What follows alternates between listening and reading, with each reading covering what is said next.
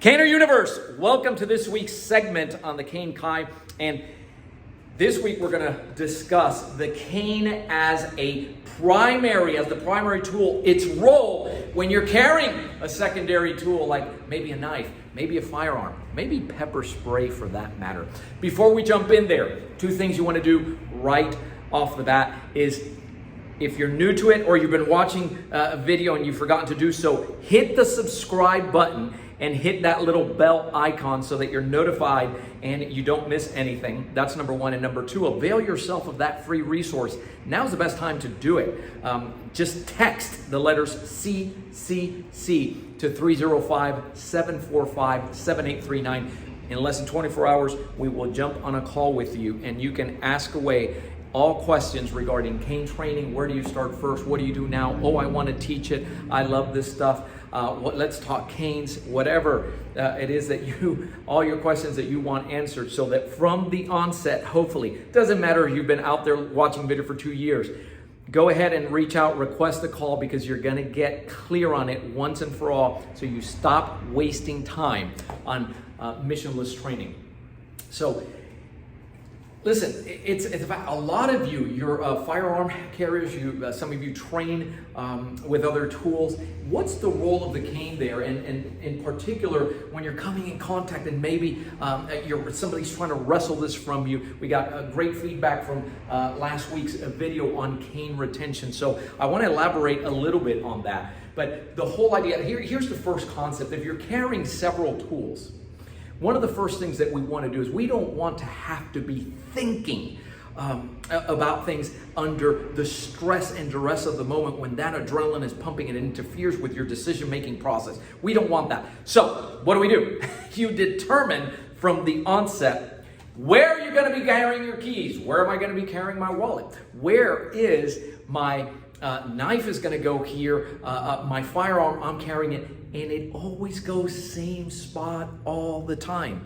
And when you train your applications, if you have to draw, do it that way, so that at that moment your phone is not where you're going to draw and it's going to get caught. So determine from the onset, where are you going to carry what? A lot of it, and that decision you should take into consideration, are you more dominant one side than the other? And of course, we all tend to be. However, with cane training, those of you that follow our training system with ACSD, you know that we always say cane training is brain training, because whatever you do to one side, we make you do it to the other, so that you, in essence, are ambidextrous. Listen, my opinion is that should be the case also with any other tool that you're doing as it applies. So let's take a look at how that may actually play out.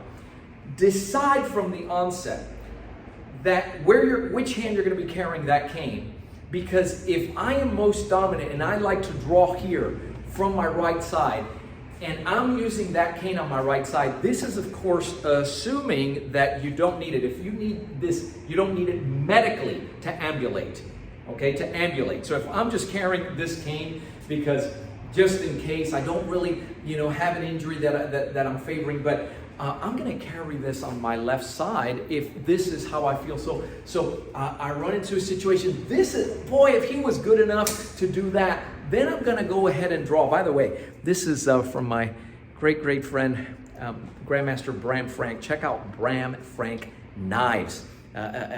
I agree with him 100%, the designs and everything, because here's the really cool thing about this. Notice that when I draw this, I don't have that blade already out there. I'm using this initially, and hopefully I won't have to escalate this. Non-lethal. It's different than what everybody else is talking about out there. So when I pull something like this, boom, I go to hammer straight, right, with the tool. So that it allows me to create then my leverage and go. And guys, I'm just as good with that left hand in a power shot template, just as educated as I am with my right hand. But it's a decision you would need to make. But go ahead and train it that way, to actually go ahead and draw and see. Hey, if you don't have the tool, then you have to go with that empty hand. Regardless, you may have to use your empty hand, and when you use your empty hand, go to the areas that give you the most bang for your buck. And that's going to be whatever is closest to the brain. So if I ever find myself in this situation and I go ahead and anchor, going straight to the eyes, going to this area which is very nerve-rich, nothing is closer to the brain than the eyes, jabbing to the throat if I need to, because I want my tool back and I'm ready to go. And yes, that horn, you know it, you hit with the horn and you hook with the crook. But what we're interested in is in that hammer. And of course, if you have that a palm rest, it serves as an extension, as a personal protection extension that I can go either way to go ahead and hammer with. The third concept that I want to share with you and pinpoint is the whole idea of that cane anchor. And that is assuming that for some reason, this fellow comes from your blind side, puts his hands on the cane. This is and he starts pulling. See, this is what's going to happen, and you're here. Guys, the cane anchor, tilt that camera for me. Yeah. Take a look at this, right? And so what happens when I do this is he can pull and pull, and it's not going. The minute I do this, by the way, you don't stay here. The cane anchor is done this way. Go ahead and pull now. Kiko, this is where you're going. Now, for those of you that have been watching, if you have the skill set to go ahead and do that, as he's pulling, look back here behind the anchor. You're going behind that elbow. You hear the tap, because what you're doing in essence is you're hyperextending that elbow. Now, admittedly, that requires training. That does require training. Speaking of, I want to give you a bonus here. That's the cane anchor. For those of you that carry firearms, right? And again, this is a prop, but we still treat it as the real deal. So, assuming I'm coming out here, and let's do Kiko. Let's come from this side, and I went ahead, same side. I had my firearm drawn, and I came in here, and now I'm going this appendix draw. This is just, I'm kind of stuck in here, and I haven't really. Consider using your firearm for that moment. Consider using it as an impact tool. This is something I've demonstrated before many times. Consider using that as an impact tool. Folks, only you can decide when you have to use it. You don't always necessarily have to use it in a lethal fashion. There may be times when this, right, and using it as an impact tool to create distance, strong verbal, down, right? Tell them what you want them to do. Again, I'm always the first to remind you that you live in a society that's governed by laws. All these skills that you're seeing, this is just to open your eyes to the possibility, but it all requires, here's the real equalizer. It's not the cane, it's not even the firearm, it's training, and putting that in the nervous system as a neuromuscular response, so that at that moment we are minimizing the decision-making process.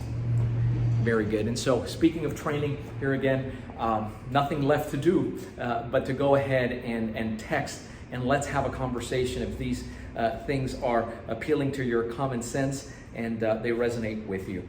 As always, thank you for watching. Keep caning and stay safe.